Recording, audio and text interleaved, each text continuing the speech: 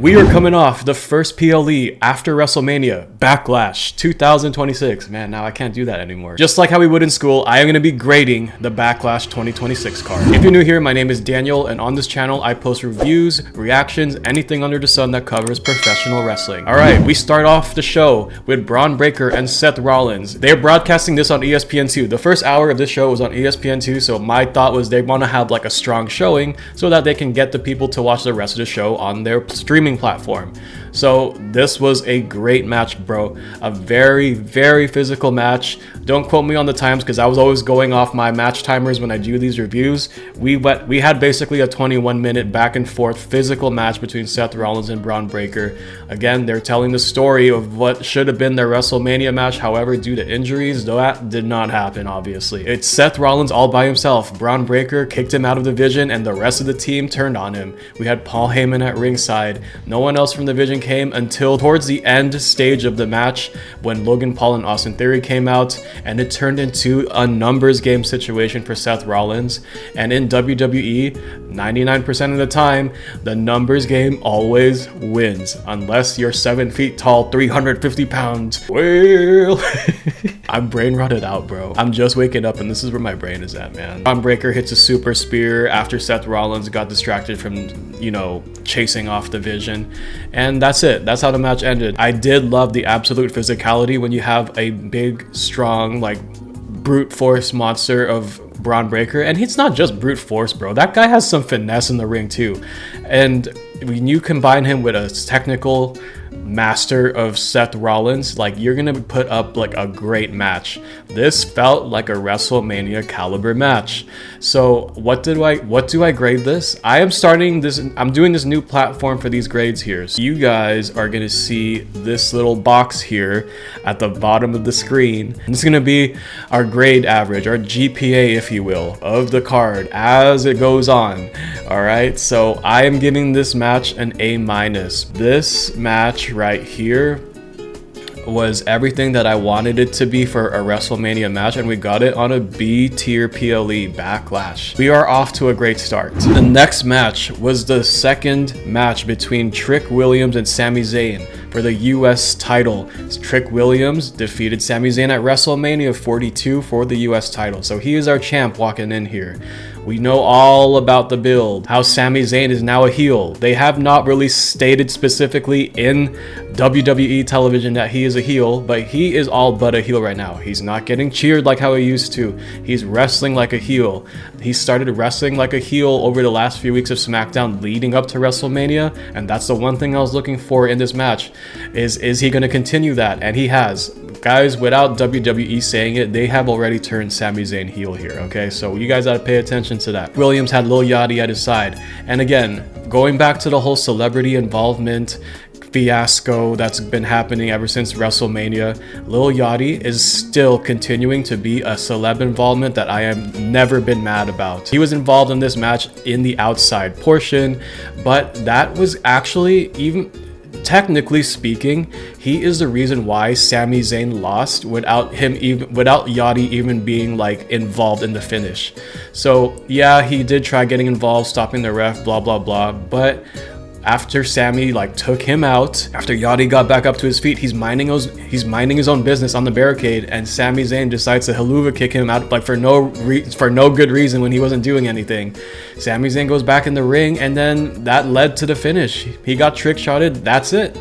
So the US Men's Championship, Trick Williams, he's still our champion. I did enjoy the match. Before I talk about potential storylines, let's grade this match right here. I have nothing bad to say about it. Do I find it better than the Bron and Seth match? I don't think so. This is more storytelling match than pro wrestling grabs by any means. So I'm gonna give it a solid B here. I'm not mad at it. Future storylines from here. We know the history behind Trick Mello, Carmelo Hayes and Trick Williams' history in NXT. There was a segment on SmackDown during that WrestleMania build. He told Trick Williams in the backstage while he was, nursing his injury with the doctors and whatever, I'm coming for that US title once you win it. I would love to see this feud right away. Give me Carmelo Hayes for the next challenger. I am going to use the bathroom real quick. I'll be right back, guys. Somebody streaming? Ooh, microphone. Nice. Okay guys, Danhausen's match with The Miz and Kit Wilson. It was a pro wrestling comedy classic. Everybody was wondering who my mystery partner was gonna be. I was trying to clone myself on SmackDown if you guys didn't see it, and it worked. I had the Minihausens return, and we gave a spanking to The Miz and Kit Wilson. It was everything that I wanted it to be. It was a pro wrestling comedy classic. It had the clone box, fire extinguishers, and more Minihausens. Danhausen used a Pumphausen to beat The Miz. Unlike the New York Knicks, The Miz and Kit Wilson will continue to be cursed. Oh, I hear footsteps. Remember to hit that subscribe button or you are cursed.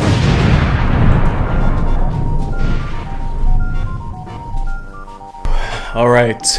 Okay.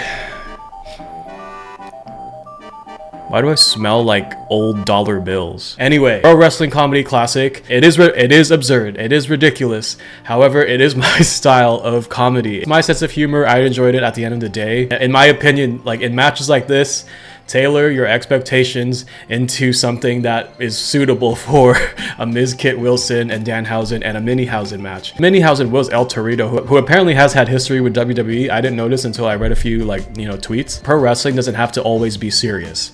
Pro wrestling has histories with circus, carnival, acts, where there is comedy, sometimes just like, bad comedy, so bad that it's good, or just over the top on purpose type of comedy. That's kind of the mindset I take into it when I watch matches like this.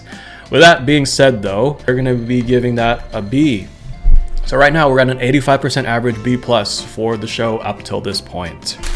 Why is there a freaking fortune cookie on my desk? All right, thanks, I guess. Next, the match that I was looking forward to the most, Asuka versus Iyo Sky. Now, I am not gonna lie, while I was happy that it made the Backlash card, I am still under the mindset that this should have been on WrestleMania. There was still room for night 2 for one more match, but at the same time, knowing how WrestleMania night 2 and night 1 went, there's absolutely no way we would have gotten this same exact match at WrestleMania with all the ads they were playing. They put on a banger of a match. It was mixed in with like some Western WWE style with some strong style together. What I loved about it is they were telling the story of senpai versus student basically. Asuka knows Iyo Sky very well, so she was trying to technically break her down so she couldn't do her acrobatic top rope type of moves. She put Iyo into a bunch of submissions to break her down. However, it wasn't enough. Iyo learning from her senpai, knowing her moves, knowing everything that she taught her. She blocks the mist with Wade Barrett's notebook,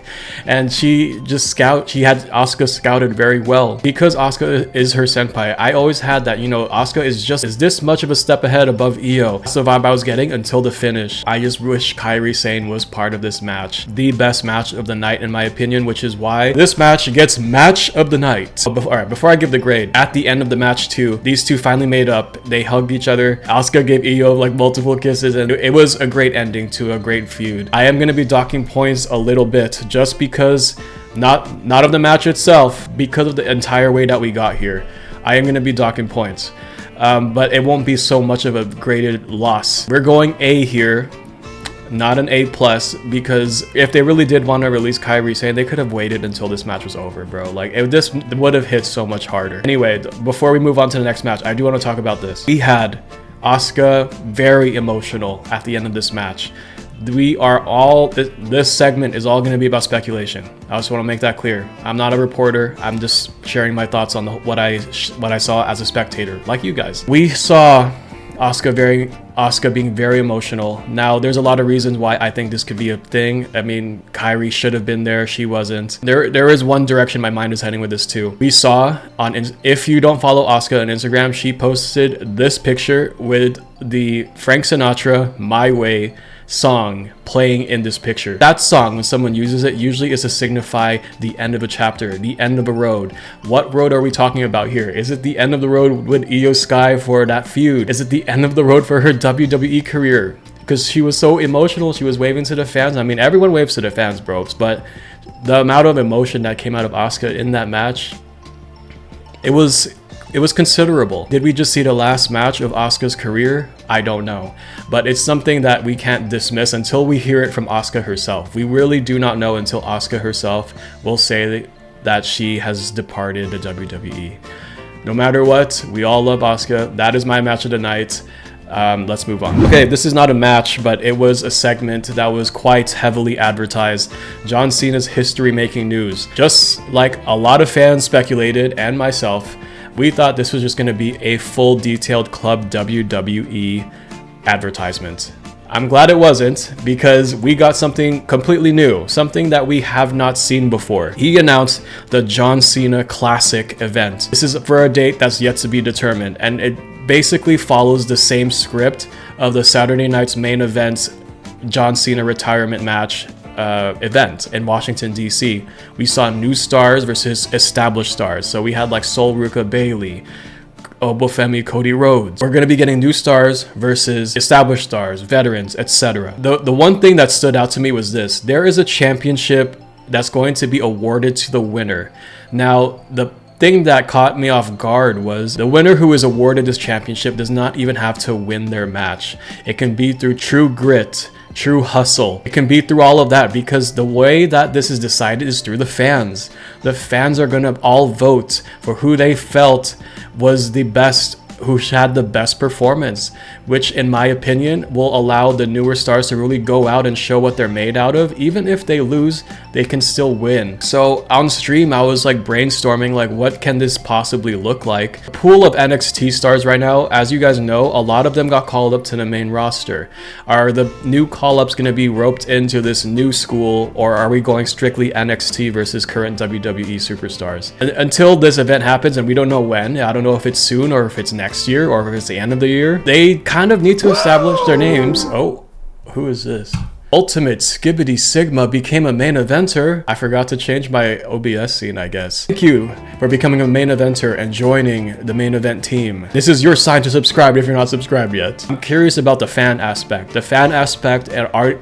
Is it going to be a true vote? If this is going to be a true vote, this is giving me Taboo Tuesday, Cyber Sunday, if you guys were around when those events were happening, type of vibes.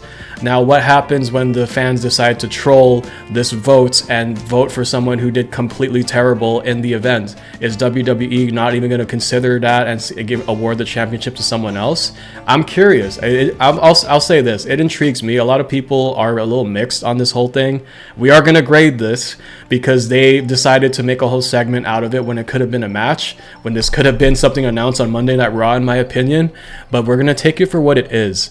I don't hate it. I am intrigued.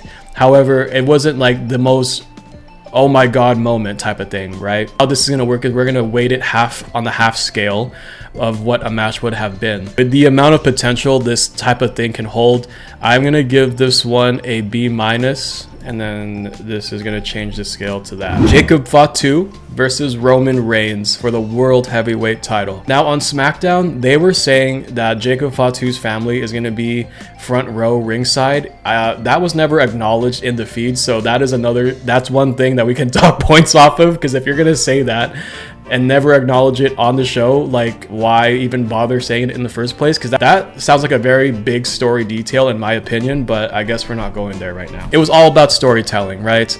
We had Jacob Fatu with his fingers taped for the Tongan death grip. It looks like a very nasty finisher, bro, and we can say for a fact that, you know, Jacob Fatu, that's going to be a move that we see out of him for, like, you know, the rest of his career in the WWE, potentially. Jacob Fatu looked like a total monster out there. You know, Roman Reigns was getting his offense in, and Jacob Fatu would just shrug it off.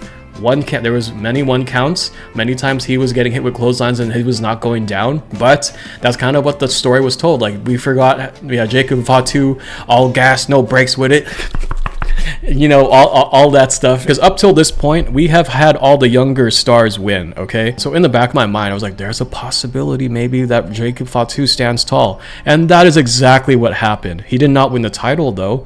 It took a exposed turnbuckle spot for Roman Reigns to get the win on Jacob Fatu. Now, the thing here is this. I understand that they don't want to change the title right now, but Jacob Fatu ended the show holding the title up high above his head, similar to the night one of WrestleMania. Champion retained, however, they got totally beaten down after the match. Jacob Fatu multiple times hit the Tongan death grip on Roman Reigns, and that was it. We're not done.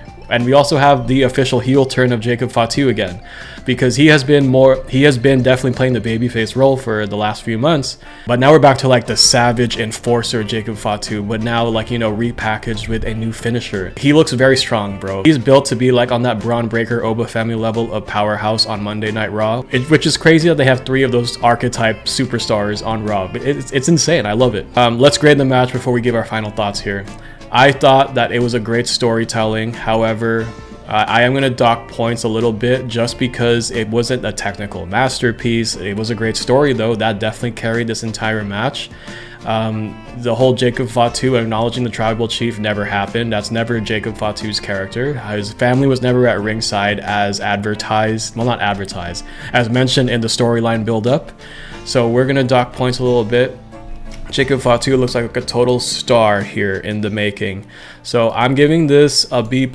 I did not hate it. I did not like absolutely love it. So which gives Backlash a final score of 86.45%, a B+. Potential storylines from here. Obviously, we're not done with Jacob Fatu and Roman Reigns. Did this post-match beatdown of Roman kind of write him off? No, because I don't think so, because, you know, he went on like camera and saying Jacob Fatu is done, he's out of here, like as if like, you know, he's some executive, right? So when are they having their rematch? Because you know it's gonna happen. We got 2 PLEs, Saturday Night's Main Event and Clash in Italy. We know that the WWE title is already going to be defended at Clash in Italy between Cody Rhodes and Gunther, so that there will be no WWE Championship match at Saturday Night's Main Event. Are they going to run this back at that event?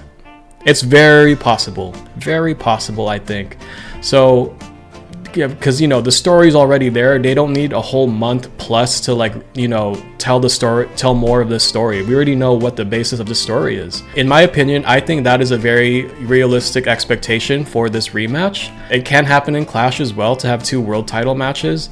But with the current state of WWE, man, I don't know if they're gonna do that. I mean, I would love to have Roman Reigns at the Clash in Italy PLE, but now if you don't have them run this rematch at Saturday Night's Main Event, now Saturday Night's Main Event's not going to have a world title on the line unless they pull a Finn Balor CM Punk type of deal, even though they have an advertised match after that event, right? So we'll see what WWE does here. What did you guys think of Backlash? Again, my final score, B+. I thought it was a pretty solid show. We had some great action, and Iyo Sky and Asuka tore the house down. If you like this video, give it a big thumbs up, subscribe, hit the bell to get notified when the next video or live stream goes up. Become a main eventer today, just like how this person did earlier. And I'll catch you guys in the next one. Till then, always remember to be yourself, love yourself, and do what makes you happy. Peace out.